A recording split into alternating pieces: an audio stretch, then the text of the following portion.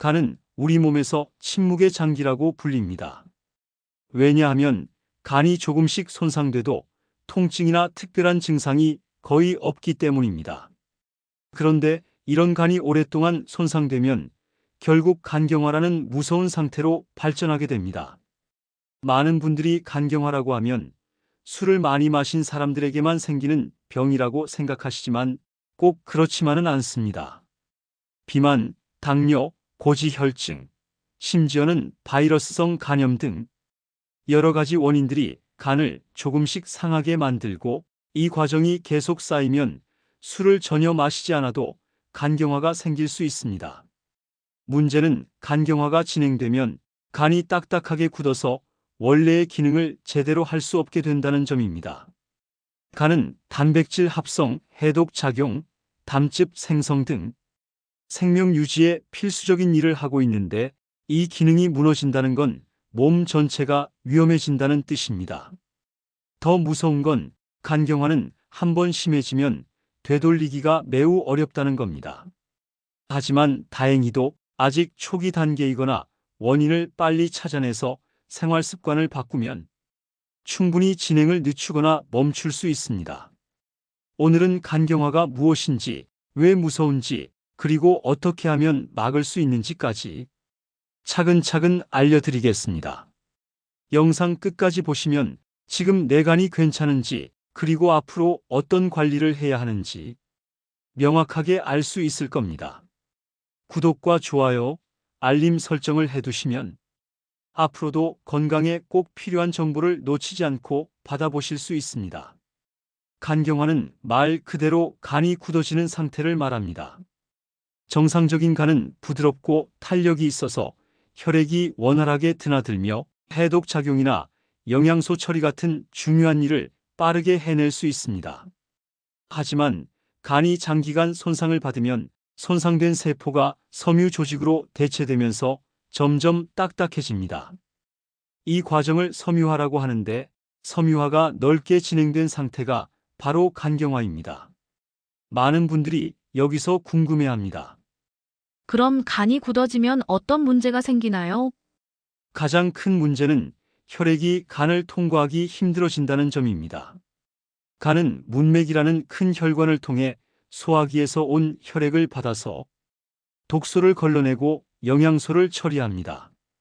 그런데 간이 딱딱해지면 이 과정이 막히게 되고, 결국 혈액이 다른 길로 새거나 혈관 압력이 높아져서 식도정맥류 같은 위험한 합병증이 생길 수 있습니다. 여기서 꼭 기억하셔야 할 점이 있습니다. 간경화는 질병의 종착역에 가까운 상태라는 겁니다.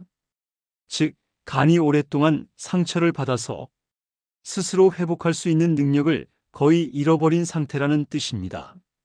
그래서 간경화 진단을 받으면 그 이후에는 합병증을 막고 진행을 늦추는 게 치료의 핵심이 됩니다.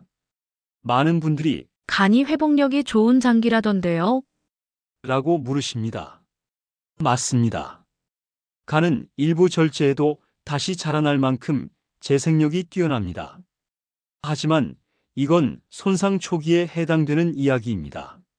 섬유화가 심하게 진행되면 그 재생력조차도 발휘되지 못합니다. 마치 부드러운 스펀지가 단단한 돌덩이로 변해버린 것처럼 원래의 기능을 다시 되찾기 어렵게 되는 거죠. 혹시 나는 술을 거의 안 마시니까 괜찮겠지. 라고 생각하신다면 그건 매우 위험한 착각일 수 있습니다. 비알코올성 지방 간염, 바이러스성 간염, 심한 비만이나 대사증후군도 간경화의 주요 원인입니다. 특히 요즘은 비만과 당뇨 환자가 늘면서 술을 전혀 마시지 않아도 간경화가 발생하는 경우가 급격히 증가하고 있습니다. 더 무서운 건 간경화는 증상이 거의 없다는 겁니다. 간이 조금씩 손상되어도 통증이 있거나 특별한 불편을 느끼지 않기 때문에 정기 검진을 하지 않으면 자신이 간경화 초기 단계에 있다는 사실조차 모르는 경우가 많습니다. 그래서 간경화는 침묵의 살인자라고 불립니다. 만약 지금 나는 건강검진에서 간 수치가 조금 높다던데라는 말을 들으셨다면 그게 바로 경고 신호일 수 있습니다. 그 신호를 무시하면 간은 조용히 하지만 꾸준히 망가지게 됩니다. 그리고 나중에 발견했을 때는 이미 회복이 어려운 상태일 수도 있습니다. 간경화가 무서운 이유는 단순히 간이 굳는다는 사실 때문만이 아닙니다. 간은 우리 몸에서 수백 가지 일을 동시에 수행하는 핵심 장기인데 그 기능이 무너지면 도미노처럼 다른 장기와 시스템이 줄줄이 무너집니다. 첫째, 해독 기능이 떨어집니다. 간은 우리가 먹고 마신 음식 속 불필요한 물질과 몸속에서 생기는 독소를 걸러내는 필터 역할을 합니다. 그런데 간이 딱딱해지고 기능이 떨어지면 이 독소들이 혈액 속에 그대로 남아 전신을 돌게 됩니다.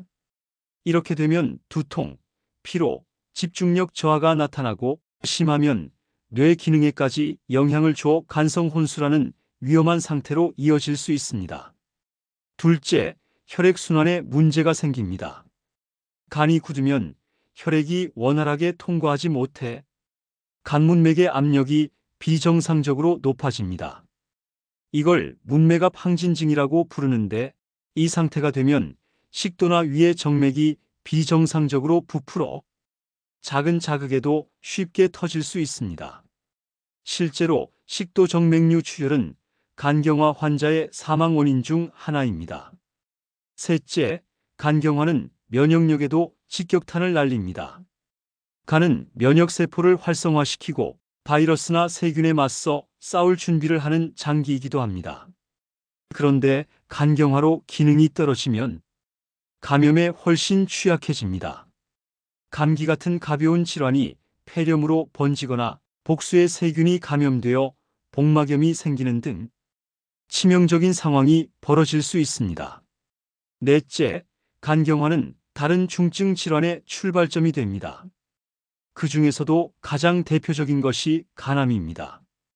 간경화 환자는 정상인보다 간암이 생길 확률이 훨씬 높습니다. 이건 단순한 통계가 아니라 간경화로 인해 변형된 세포들이 암세포로 변질되기 쉽기 때문입니다. 혹시 지금 그래도 난 괜찮을 거야 라고 생각하신다면 간경화의 무서움은 속도가 아니라 누적이라는 점을 기억해야 합니다. 간경화는 갑자기 오는 병이 아닙니다. 수년, 수십 년 동안 서서히 진행되기 때문에 중간에 한 번이라도 방심하면 그 피해가 돌이킬 수 없게 됩니다. 또 한 가지, 간경화는 생활의 질을 급격히 떨어뜨립니다. 피로감, 식욕 부진, 복부 팽만, 다리에 붓기가 생겨서 일상생활이 힘들어집니다. 게다가 치료비 부담도 만만치 않습니다. 한번 진행되면 평생 관리와 치료를 받아야 하니 경제적으로도 큰 타격을 줄 수 있습니다. 간경화의 무서움은 단순히 병 그 자체가 아니라 그 병이 가져오는 연쇄적인 변화에 있습니다. 그래서 조기 발견과 관리가 필수입니다. 지금 증상이 없다고 안심하는 건 마치 타는 불씨 위에 서 있는 것과 같습니다. 불씨는 작아 보여도 언제든 크게 번질 수 있습니다. 간경화가 진행되면 우리 몸 안에서 어떤 변화가 일어날까요? 겉으로 보기에는 단순히 피곤하고 체력이 떨어지는 정도처럼 느껴질 수 있습니다. 하지만 간 안에서는 이미 커다란 전쟁이 벌어지고 있습니다. 첫 번째 변화는 간의 구조 자체가 변한다는 겁니다. 정상적인 간은 매끈하고 부드러운 표면에 안쪽은 수많은 작은 혈관과 세포들이 빽빽하게 연결되어 있습니다. 이 혈관들이 음식물에서 온 영양분과 독소를 처리하면서 우리 몸이 쓸 수 있는 에너지로 바꾸죠. 그런데 간경화가 시작되면 이 매끈한 표면이 울퉁불퉁하게 변하고 내부의 미세 혈관들이 점점 막히고 끊어집니다. 마치 잘 뻗어있던 나무 뿌리가 곳곳에서 말라 죽는 모습과 비슷합니다. 두 번째 변화는 혈액의 흐름이 역류한다는 겁니다. 간이 굳어지면 혈액이 제대로 통과하지 못해 문맥압이 높아지고 결국 피가 역류하면서 비정상적인 혈관이 새로 생깁니다. 이렇게 생긴 혈관은 약하고 쉽게 터질 수 있는데 바로 식도정맥류나 위정맥류입니다. 실제로 많은 환자가 밥을 먹다 피를 토해서 응급실에 실려가는데 그 원인이 바로 이 정맥류 출혈입니다. 세 번째 변화는 복수입니다. 간이 혈액 속 단백질을 만드는 능력을 잃으면 혈관 안과 밖의 압력 균형이 깨집니다. 그 결과 배 안에 물이 차는 복수가 생기죠. 복수가 차면 배가 심하게 부풀고 숨쉬기조차 힘들어집니다. 가만히 앉아 있어도 답답하고 누워도 불편해져서 수면의 질까지 나빠집니다. 네 번째 변화는 전신 피로와 근육 소모입니다. 간은 에너지를 저장하고 공급하는 창고 역할을 하는데 이 기능이 떨어지면 몸이 지방과 근육을 빠르게 분해하기 시작합니다. 그래서 환자들이 아무리 먹어도 살이 빠진다, 혹은 힘이 쭉 빠진다라고 호소합니다. 이건 단순한 다이어트가 아니라 몸이 스스로를 갉아먹는 위험 신호입니다. 혹시 여기서 그럼 겉으로도 티가 나나요? 라고 궁금하실 수 있습니다. 네, 티가 납니다. 피부와 눈이 노랗게 변하는 황달, 손바닥이 붉어지는 간성 수장 홍반, 그리고 작은 자극에도 쉽게 멍이 드는 모습이 나타납니다. 이건 간이 더 이상 피를 잘 응고시키지 못하기 때문에 생기는 현상입니다. 마지막으로 뇌 기능 변화가 있습니다. 간이 독소를 걸러내지 못하면 그 독소가 뇌까지 올라가서 집중력 저하, 성격 변화, 심하면 혼수 상태에 빠질 수도 있습니다. 평소에 말수가 많던 사람이 말이 줄고 차분하던 사람이 갑자기 짜증을 잘 내는 것도 간경화로 인한 뇌 영향일 수 있습니다. 간경화는 이렇게 몸 구석구석에 변화를 일으키지만 그 변화를 대부분 나이 탓이나 단순 피로로 착각합니다.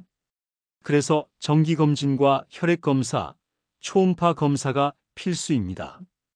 아무 증상도 없을 때 잡아내는 게 이 병을 이길 수 있는 거의 유일한 방법이기 때문입니다. 간경화라고 하면 대부분 먼저 떠올리는 게 술입니다. 맞습니다. 과도한 음주는 간을 직접적으로 손상시키고 간경화의 대표적인 원인 중 하나입니다. 하지만 여기서 많은 분들이 간과하는 사실이 있습니다. 간경화의 원인은 술만이 아닙니다. 첫 번째, 비형시형 간염입니다. 바이러스성 간염은 전 세계적으로 간경화의 가장 흔한 원인입니다. 특히 C형 간염은 초기 증상이 거의 없어서 모르는 사이에 수십 년 동안 간을 조금씩 파괴합니다. 문제는 한 번 감염되면 간이 회복하기 전에 계속 손상이 누적된다는 점입니다. 그래서 나는 술 안 마시니까 괜찮아. 라고 생각하던 분들이 간경화 진단을 받는 경우가 적지 않습니다. 두 번째, 지방간입니다. 지방간은 그냥 살 빼면 돼. 라고 가볍게 여기는 분들이 많지만 지방간이 악화되면 지방간염이 되고 여기서 더 진행되면 결국 간경화로 이어질 수 있습니다. 특히 비만, 당뇨, 고지혈증이 있는 분들은 술 한 방울 안 마셔도 지방간에서 간경화까지 갈 위험이 큽니다. 세 번째, 자가면역 질환입니다. 우리 몸의 면역 체계가 이상을 일으켜 정상 간세포를 공격하는 경우가 있습니다. 이를 자가면역성 간염이라고 부르는데 원인이 명확하지 않아 조기 발견이 어렵습니다. 방치하면 역시 간경화로 진행됩니다. 네 번째, 약물과 독성 물질입니다. 진통제, 일부 항생제, 건강보조제, 한약제까지 간에서 해독해야 하는 물질들이 반복적으로 쌓이면 간에 큰 부담이 됩니다. 특히 천연이라는 말만 믿고 장기간 복용하는 보조제나 한약은 의외로 간독성을 유발하는 경우가 많습니다. 혹시 여기서 그럼 나는 술도 안 하고 간염도 없으니 괜찮겠네? 라고 생각하셨나요? 바로 이 방심이 가장 큰 위험입니다. 간경화는 원인이 복합적인 경우가 많아서 하나만 피한다고 안전해지는 병이 아닙니다. 술을 안 마셔도, 간염이 없어도 지방간이나 대사질환 혹은 약물 복용으로 간이 서서히 망가질 수 있습니다. 또 한 가지 중요한 점은 원인을 알더라도 생활 습관을 바꾸지 않으면 진행을 막기 어렵다는 겁니다. 예를 들어 간염이 있는 경우 치료제를 꾸준히 먹지 않거나 간에 부담이 되는 식습관을 유지하면 손상은 계속됩니다. 지방간도 마찬가지로 식습관과 운동을 함께 조절하지 않으면 단순 지방간에서 염증성 지방간, 그리고 간경화로 가는 길은 빠릅니다. 여기서 기억해야 할 건 하나입니다. 간경화의 원인은 다양하지만 그 끝은 똑같다는 것. 간이 굳고 기능을 잃고 전신 건강이 무너집니다. 따라서 원인을 정확히 알고 그 원인을 하나라도 줄이는 게 예방의 첫걸음입니다. 간경화의 무서움은 처음엔 아무렇지 않게 느껴진다는 데 있습니다. 많은 분들이 병이 이미 상당히 진행될 때까지 그 사실을 모른 채 지내죠. 가장 흔한 초기 신호는 피로감입니다. 문제는 이 피로가 아주 은근하고 나이 들어서 그렇겠지 하고 넘기기 쉽다는 겁니다. 아침에 자고 일어나도 개운하지 않고 점심만 먹어도 눈꺼풀이 무겁고 밤이 되면 아무것도 안 했는데도 몸이 축 처집니다. 이건 간이 제 역할을 못해서 독소와 노폐물이 조금씩 쌓이기 시작했다는 신호일 수 있습니다. 두 번째는 소화불량과 식욕 저하입니다. 간은 소화를 돕는 담즙을 만드는데 간이 손상되면 담즙 분비가 줄어들어 기름진 음식은 물론 평소 잘 먹던 음식도 부담스럽게 느껴집니다. 특히 밥맛이 없다는 말이 자주 나온다면 그저 입맛 문제로만 보지 말고 간 건강을 의심해야 합니다. 세 번째는 체중 변화입니다. 간경화 초기에는 체중이 조금씩 줄어들 수 있습니다. 간이 영양소를 잘 처리하지 못하니 몸이 근육과 지방을 에너지로 써버리죠. 반대로 복수가 차기 시작하면 살이 찌는 것처럼 보이지만 사실은 배 안에 물이 차오른 겁니다. 네 번째는 피부 변화입니다. 거울을 봤을 때 피부가 전보다 칙칙해지고 작은 상처도 잘 아물지 않는다면 간 기능 저하를 의심할 수 있습니다. 또한 손바닥이 붉게 변하는 수장 홍반이나 작은 거미 모양 혈관이 피부에 나타나는 거미 혈관 정도 간경화의 단서가 됩니다. 다섯 번째는 눈과 소변색의 변화입니다. 눈 흰자위가 노래지거나 소변색이 진해지는 경우가 있습니다. 이건 간이 빌리루빈을 처리하지 못해 혈중 농도가 높아지면서 생기는 황달의 초기 신호입니다. 여섯 번째는 정신 상태의 변화입니다. 조금 심한 경우지만 간에서 해독되지 못한 독소가 뇌에 영향을 주면 집중력이 떨어지고 깜빡깜빡 건망증이 심해질 수 있습니다. 평소와 다르게 성격이 예민해지는 것도 초기 신호일 수 있습니다. 혹시 여기까지 들으면서 이 정도면 그냥 피곤해서 그럴 수도 있잖아 라고 생각하시나요? 바로 그게 함정입니다. 간경화 초기 증상은 다른 질환이나 일상 피로와 너무 비슷해서 대부분의 사람들이 대수롭지 않게 넘어갑니다. 그 사이에 간은 점점 굳어가고 회복할 수 있는 시간은 줄어듭니다. 그래서 정기검진이 필수입니다. 혈액 검사와 간 초음파는 아무 증상 없을 때, 특히 40대 이후라면 매년 꼭 하는 게 안전합니다. 증상이 나타나기 시작하면 이미 절반 이상 진행된 경우가 많기 때문입니다. 간경화가 무서운 이유는 간이 굳는 것 자체가 끝이 아니기 때문입니다.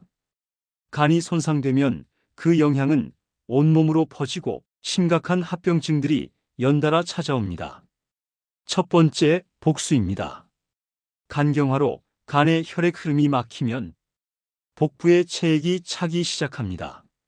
처음에는 조금 부풀다가 점점 배가 단단하게 팽창합니다. 이때 체중이 갑자기 늘어날 수 있는데 살이 찐 게 아니라 복수가 차는 겁니다. 복수가 심해지면 호흡도 힘들어지고 감염까지 생기면 생명이 위험해질 수 있습니다. 두 번째, 정맥류 출혈입니다.